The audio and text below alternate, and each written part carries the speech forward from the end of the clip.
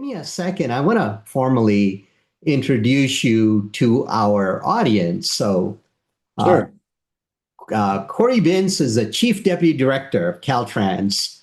Cory supports statewide operation and strategic priorities over 3 decades of transportation, engineering, and leadership experience. He held several senior Caltrans roles, including District 11 Director, Deputy Director of Maintenance and Operation, and holds a Bachelor's of Science in Civil Engineering from UC Irvine. And without further ado, I give you Mr. Cory Binns. And Mr. Binns, please feel free to add anything that I might have missed. I'm sure I missed a great deal of accomplishment that's not listed. No, no, no. That was more than enough. I was hoping you were going to cut it off. Well, thank you, sir. The floor is yours. So thank you. Yeah, I'm Cory Benz, Chief Deputy at Caltrans.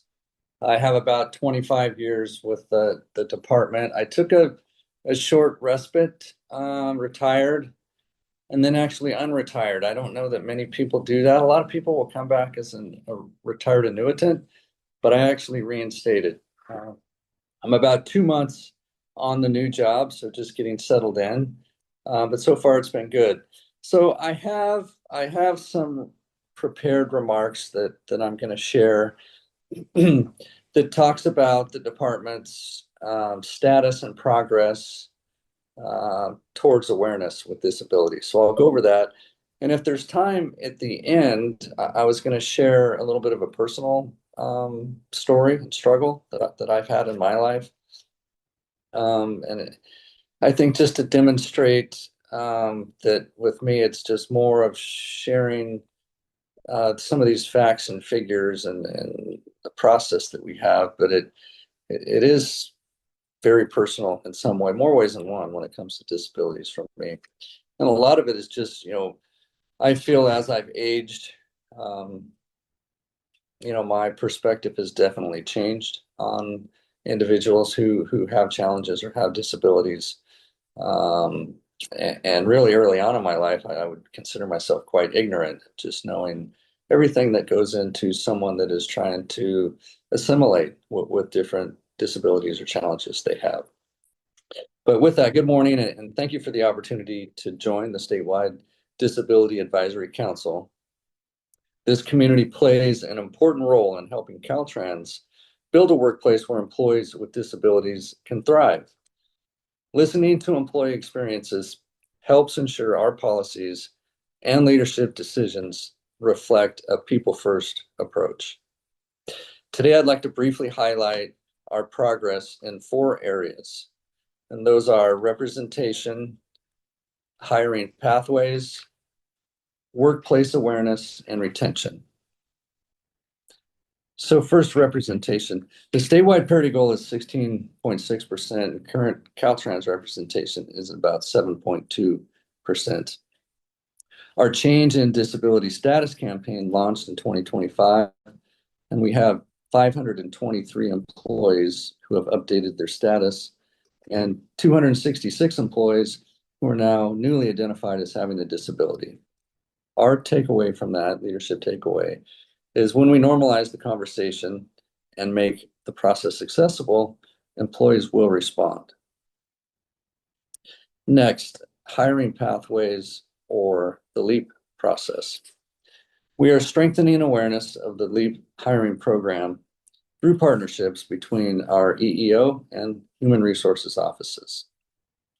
We focus on onboarding, mentorship, and job support during the examination period. Our takeaway, LEAP should be a pathway not just to hiring, but to long-term careers at Caltrans. Next, workplace awareness.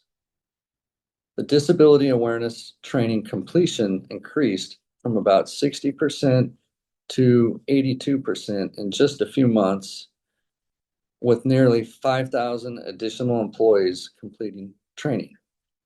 And our takeaway is progress happens when leadership prioritizes education and accountability. Retention and community. Caltrans Disability Advisory Committee membership has more than doubled since 2024. We have representation across every district and in multiple classifications. And we are continuing our ongoing outreach, education, and employee engagement.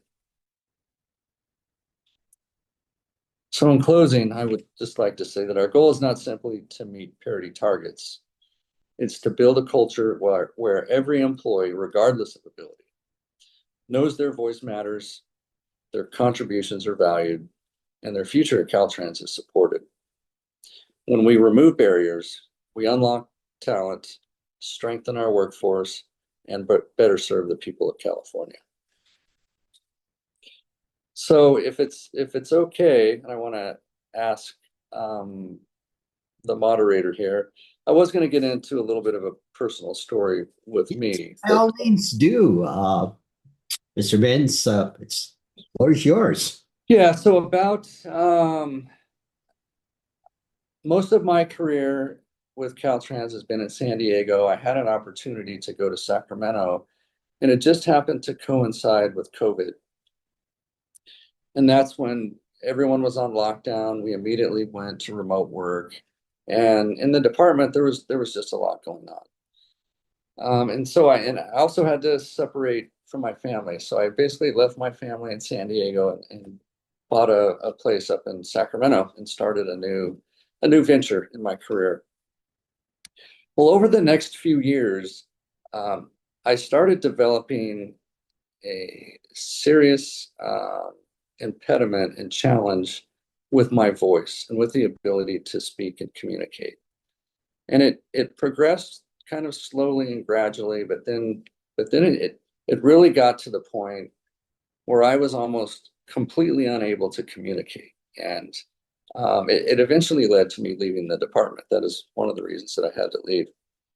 Now, I did my best to kind of hide it, and I was a little bit secretive, and I don't know if I was embarrassed, but I didn't share with a lot of people. I mean, a lot of people became more and more aware just because of my reluctance to engage with people and be out in a social environment and speak. And one of the big things, and I'm sure a lot of people know, and maybe some of you don't know, but for me, it wasn't just this physical impairment or physical challenge that I had, but it psychologically and mentally, I was going down a very, very dark path and just was not in a good place. And it's hard to, with my issue, it was really, at least I felt, it was really hard for people to understand, kind of what was going on in my head, because this issue, and I would be happy at another time to talk with people in more detail about it. But it was a very low point in my life. So I throw that out there that, hey, and even at the department, we want to raise awareness. We want to help people. But at least from my experiences, sometimes people will focus more on physical side of it, and then physical reasonable accommodations and things that could be needed. But mental health and psychological scars are heavy too.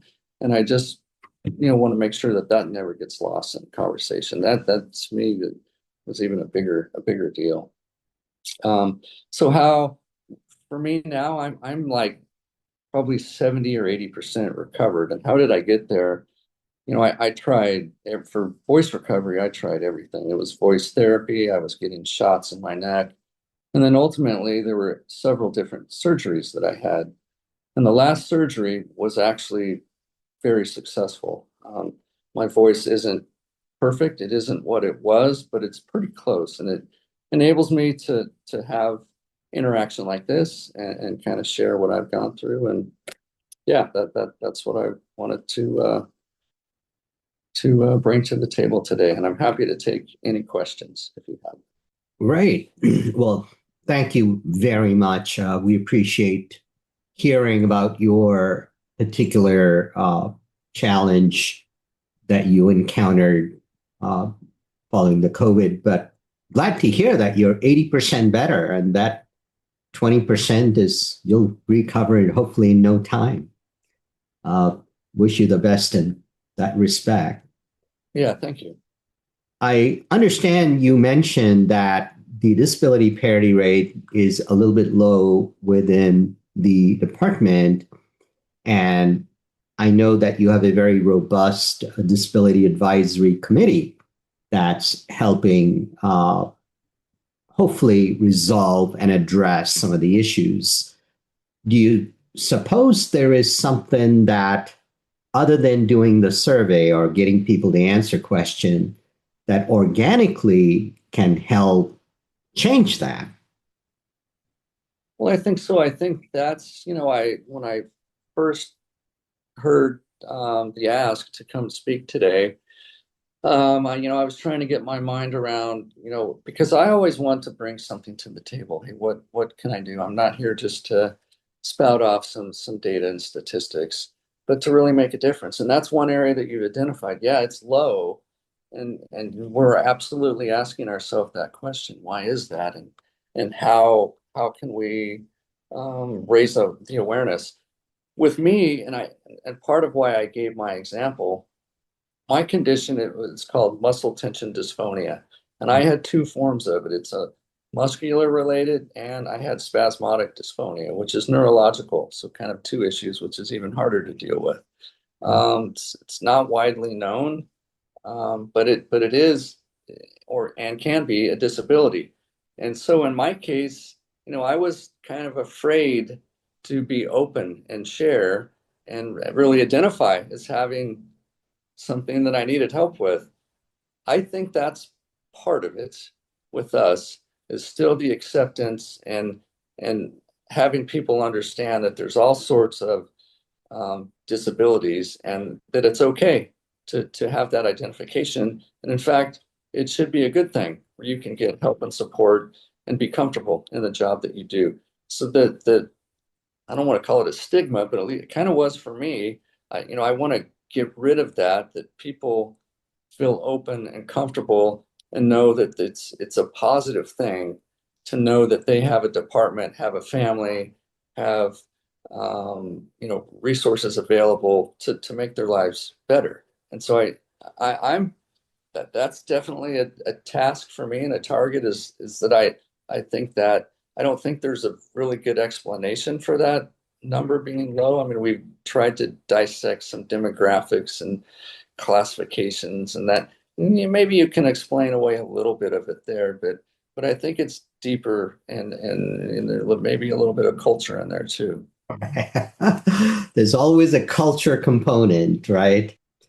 There are a couple of questions that came in the chat.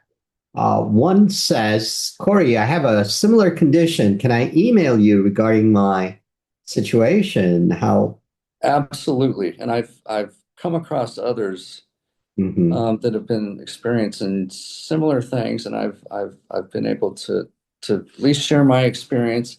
I've been through a whole host of doctors, probably 5 or 6 doctors, and finally connected with somebody really good at UCSD in San Diego. And they were doing something new that really isn't done much. In fact, when I asked the doctor about my procedure, how many of these have you done? It was basically just a handful. He hadn't done a lot. It was very experimental. So, but it was successful. So that's the good news, right? It was very successful. I mean, I can't even begin to explain, the mental distress and the psychological darkness that I had. For me sitting here today, you may say, yeah, it's kind of hard to see that perspective, but I was not in a good place. And for those kind of going through it, they know exactly what I'm talking about. Right.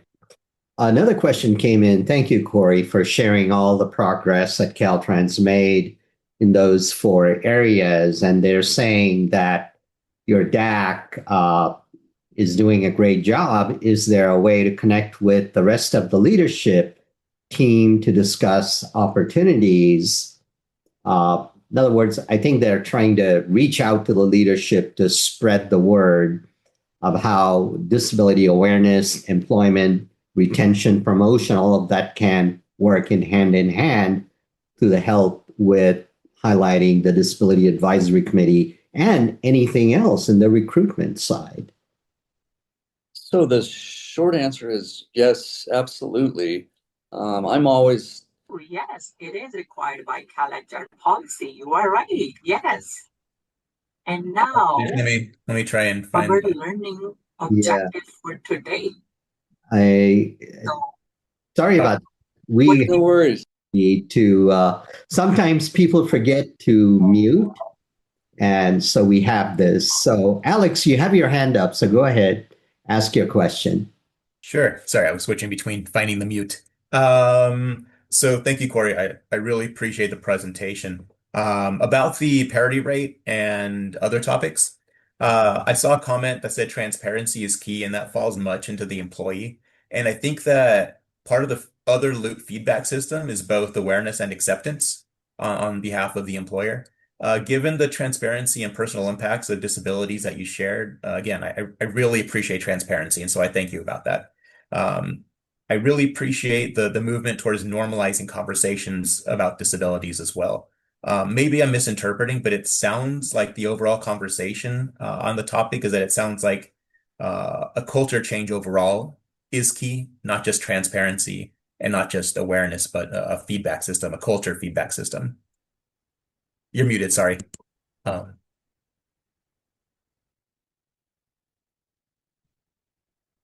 Sorry, just unmuting there. I think that's a fair assessment that it needs to be kind of all of the above, but the feedback loop, the awareness and acceptance. And my time, and I've had quite a few years in leadership positions at the department.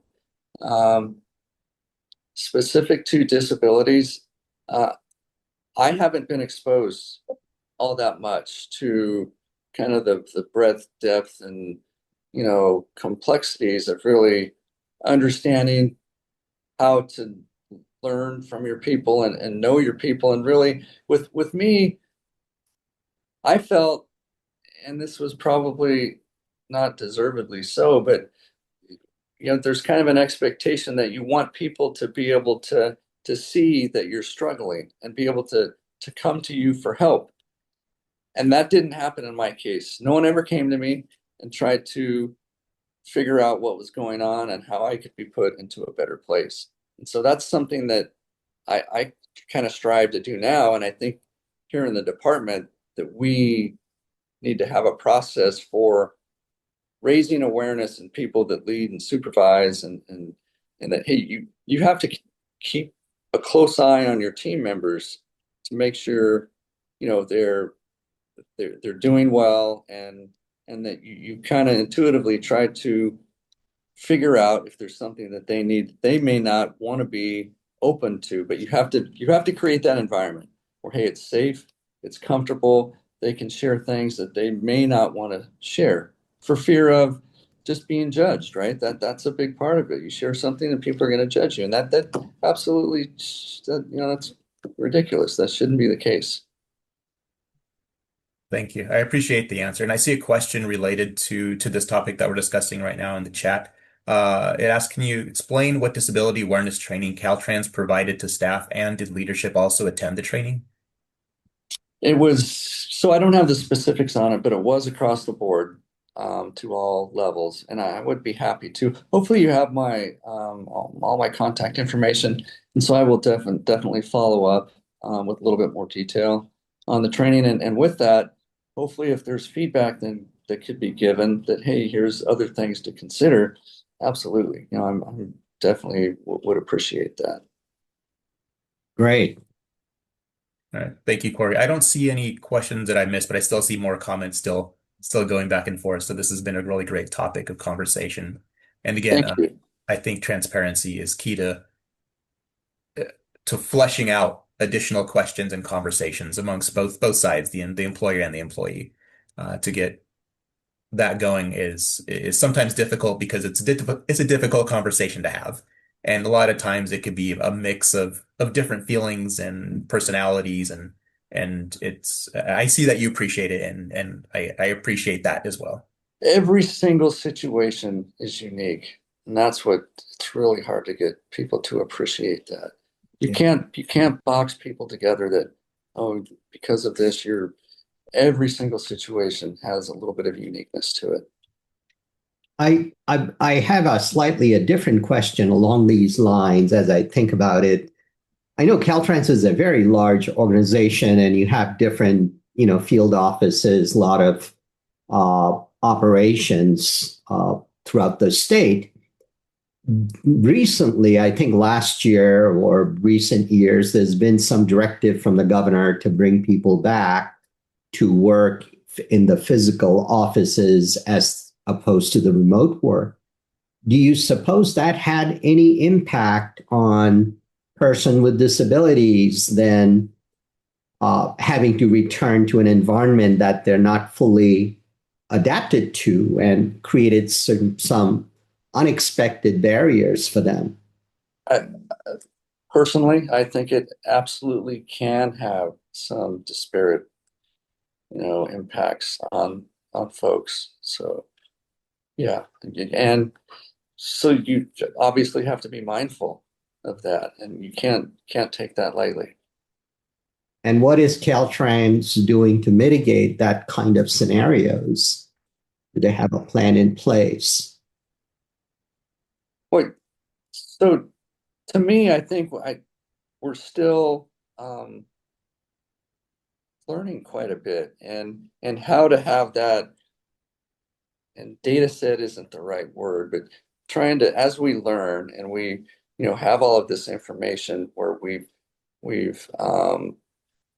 been able to have more transparency and offer more options for folks that basically we're not having to reinvent the wheel every time something comes up and like, hey, here's, there's a situation and we treat it as something new or something that we haven't been exposed to. It should be, hey, no, we welcome you. We absolutely recognize some unique challenges with this situation. And we already know pathways to helping the individual be more comfortable, be more successful, but not make it so process driven where it's like you have to go over these hurdles, right? Sometimes it feels like that's the way it's like I have to prove to get over these hurdles. And then that also is counterproductive, I think, where if you're trying to promote openness and transparency, that works against you. Right. It's very refreshing for us to hear a leader like you explain that in those terms.